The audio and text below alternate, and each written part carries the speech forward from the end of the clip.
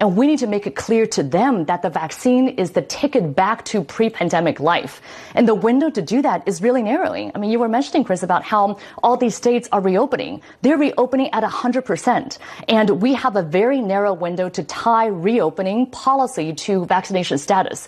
Because otherwise, if everything is reopened, then what's the carrot going to be? How are we going to incentivize people to actually get the vaccine? So that's why I think the CDC and the Biden administration needs to come out a lot bolder and say, if you're vaccinated, you can do all these things. Here are all these freedoms that you have. Because otherwise, people are going to go out and enjoy these freedoms anyway. And what we really need to do at this point is to make vaccination the easy choice. It needs to be hard for people to remain unvaccinated.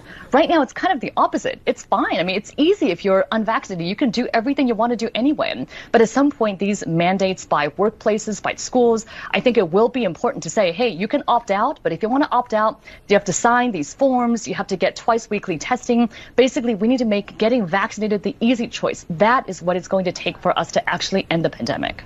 I think we really need to make it clear that there are privileges associated with being an American, that if you wish to have these privileges, you need to get vaccinated. Travel and having the right to travel interstate, it's not a constitutional right as far as I know to board a plane. And so saying that if you want to stay unvaccinated, that's your choice. But if you want to travel, you better go get that vaccine.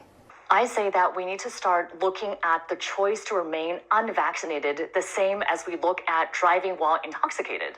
That you have the option to not get vaccinated if you want, but then you can't go out in public. Because when you go out in public, you have the potential of infecting other people with a potentially deadly disease. Just like you can choose to drink in private if you want, but if you get behind the wheel of a car and can endanger other people, there is an obligation by society to prevent you from doing that.